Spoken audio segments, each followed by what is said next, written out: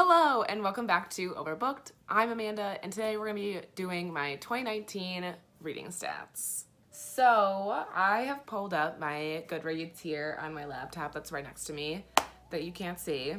And I'm going to be going through my reading stats that Goodreads has given me. So this would be pretty short because I'm not going to read you all the books I've read because I'm just not going to do that. I feel like that would take a very long time. But I am, after I'm going through my Goodreads stats, I'm going to show you what I'm going to be doing this year for 2020 to have another way to track my reading.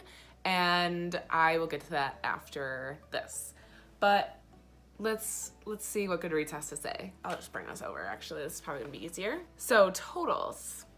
I read 20,769 pages across 59 books. That's a lie. I'm pretty sure I read 62 or something. So, not sure about that misinformation, but it's pretty close. We won't get our panties in a twist. Shortest book I read is If They Come For Us by Fatima Asghar, and that was just a poetry book, and that was 128 pages. So that was my shortest book, random, but for the 2020 Reading Women Challenge, I have to find a book that's under 100 pages, and I know I could probably just read like a picture book or something, but is there like a poetry book or something that you guys would recommend that's under 100?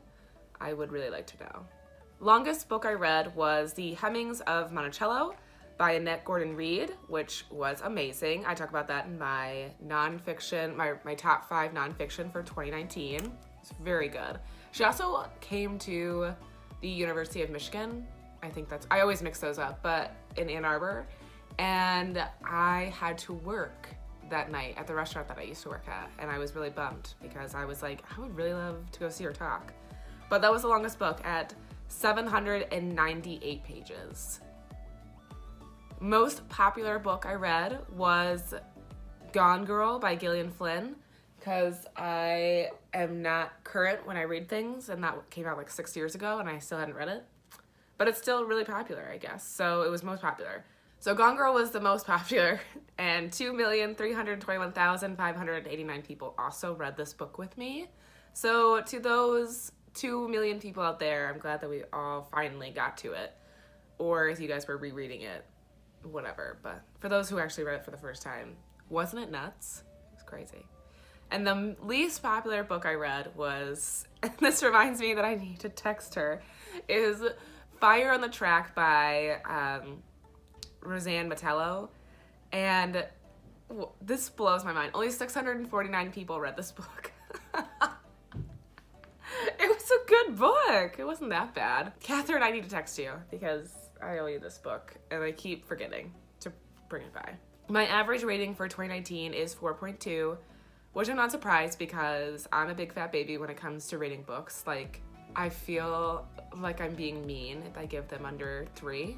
So there's probably a lot of books that I rated above what I really should have rated them. But whatever. The Minnesota Nice in me can't do it. Highest rated on Goodreads, the highest book I read, or the book I read that was highest rated on Goodreads, was Becoming by Michelle Obama. Duh. It had 4.55 average. How? Who didn't give this 5 stars? I'm blown away. Why it's not just 5 automatically. Becoming by Michelle Obama was really good. I probably should have put that in my top 5 nonfiction books. Maybe next year, because I think I read a lot of memoirs. Maybe for 2020, I'll do my top memoirs. Because I think, for me, they're kind of different. Well, I guess Educated made it. Yeah, what the heck? Why didn't Becoming make it into my top 5? That's stupid. I didn't really evaluate that very well. Okay, what else do we have on here? Oh, it points out my 5 stars. I'll tell you which ones I rated 5 stars. If They Come For Us by Fatima Asghar, the poems. I already mentioned a little bit before. Stay With Me, and I'm gonna butcher this name, but Ayabami Adibao, Stay With Me. I made the girls in my book club read that book, and I don't think they appreciated that at all. Michelle Obama, Becoming, is 5 stars. Tinderbox by Robert W. Feather was 5 stars, obviously. Red, White, and Royal Blue was 5 stars. The Great Believers by Rebecca Mackay is 5 stars. And Jacqueline Woodson, Red with Bone is 5 stars. I think there was more 5 stars than that. Missing books? Yeah, I am. I'm not doing that. That's so crazy to me because at the top it said that I read whatever pages out of 59 books.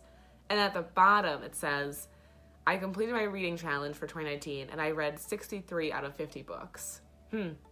Interesting, Goodreads. Okay, whatever. That's fine.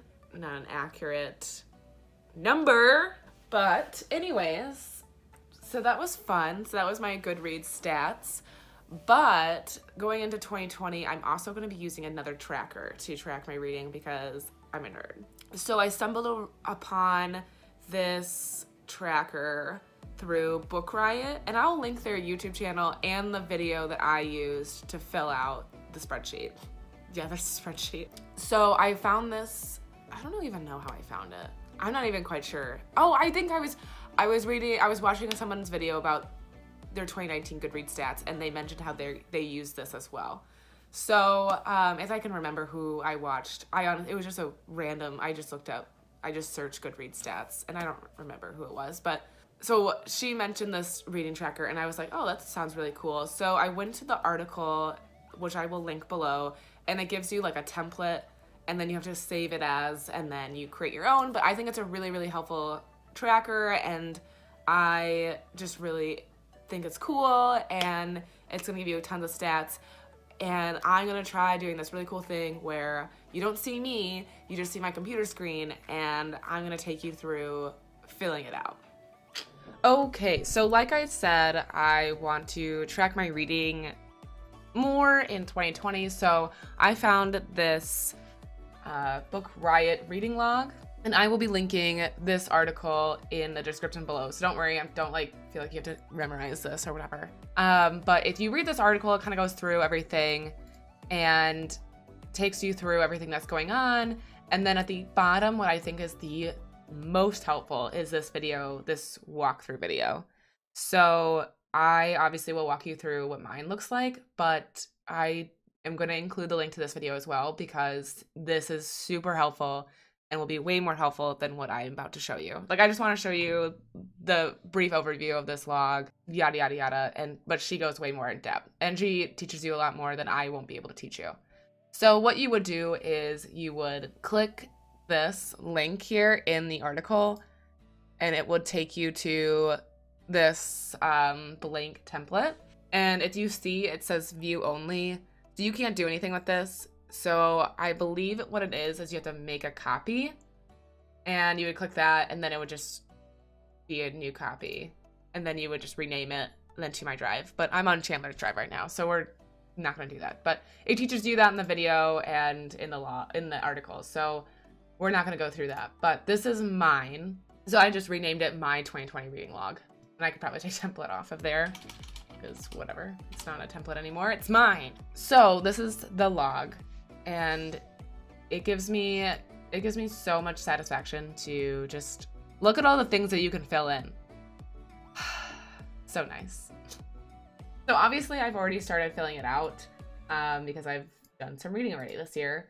And to start off, you would fill in the title of your book, and then you would fill in your author, and then you could also fill in your artist narrator. So I almost used this for Relish, My Life in the Kitchen, but Lucy Kensley also was the author and the illustrator. So I'm assuming if you had like somebody who was illustrating, or like the narrator if you were doing like an audiobook. And then the publisher, the publication date, which I think will be interesting to kind of see what year you're reading.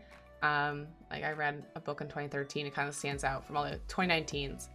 And then you would put your start date, your finish date. If you DNF'd it, which I think is really nice because I'm really bad at keeping track of if I DNF a book or if I just don't finish it, because I just kind of forget about it on Goodreads. I forget to edit that. So I think this will be nice. The number of pages the book is, the format, so if it was print, digital, audiobook, the source of where you got the book, if you borrowed it, it was a gift, purchased it, it was on your TBR, library, All of mine will probably be libraries. I don't really purchase a lot of books, as you guys all know. Retail source here. Amount paid, which I think would be really handy if you wanted to keep track of your expenses. Like, if I do purchase a book, I think this will be really nice to see how much I spent in books this year. So that'll be really cool to use. And then if it's fiction, nonfiction, the form of the book, genre, the audience, and then own voices. So I feel like I'm not the best person to talk on this because I literally just Googled this the other day, but I believe that own voices is if the author is writing in their own voice, hence the hashtag. But so, for example, I put own voice for Patsy, and I believe that Nicole Dennis Ben was writing in her own voice because she wrote about the main character who is Jamaican woman. She herself is Jamaican woman, and the character was lesbian, and she is lesbian. So I thought that that was like pretty clear that she was writing that in her own voice. I felt like she was writing the character from a very personal perspective, so I just kind of put that. So I'm assuming that's what hashtag own voices means. If I'm wrong, please correct me, obviously, because I don't want to keep believing something that's not right, but that's what I got out of my Google search. And I really enjoy that because I think it makes the story seem more authentic. We don't want somebody who's like just doesn't know what the character would be feeling to write about them. So I thought that was really, really, really cool. So I liked that a lot. So to make sure that you're reading more people of color, it has people of color question marks. So you can either put the author or the artist was, the protagonist was, author, artist, and protagonist. So that's what I put for Patsy because the author was a person of color and all the main characters were people of color. And I also put the same thing for LGBTQIA. The author and the main character was all of those things. The only thing that I kind of wish this had, and you can add more, is maybe like, I don't know how you would put it, maybe like not the protagonist, but like a side character. So there's been not a couple books. Well, there was one book. So the book, frankly, had a situation, and I was like, could I put a side character here? I don't know. I might add that later. And the creator gender, and then so male or female for the author.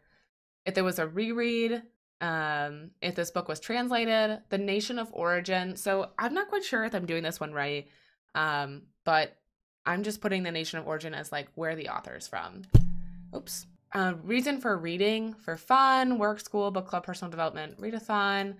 I also added like the Reading Women Challenge and readathon to this column. Days read, so that calculates from your start and finish date, and then pages per day. It takes that and calculates how many pages per day you would have read to finish it in 3 days, which I just think is super cool. And then time per day if you were listening to it, and then your rating. And then they have a read harder column because they have a read harder challenge, and then they have like, you can put like little notes or something. So I might like in the notes here, like I might be like, oh, I did a book review on this on my YouTube channel. But if you go over here to stats, you see it all like laid out, which is, oh my God, so nice. It's like, like the nerd in me is just like loving this. I don't know why. And then charts, you can see all like the stats put into charts, which is just so amazing. I love it so much. I love it. Look at all of this. Look at all of it. And then the Read Harder Challenge, which I don't think I'll do because I'm already doing, I want to do a lot more readathons this year, and I'm already doing the 2020 Reading Women Challenge.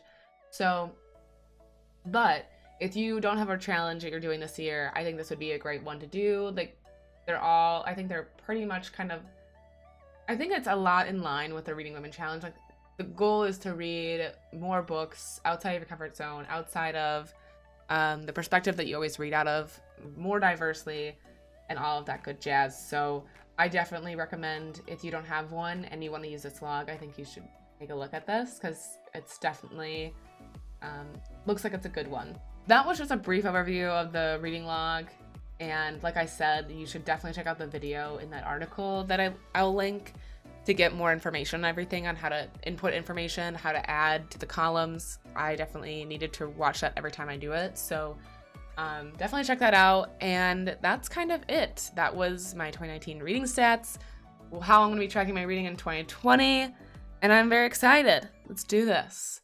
Thanks for watching. Make sure you like this video and subscribe to my channel, and I will see you guys next time.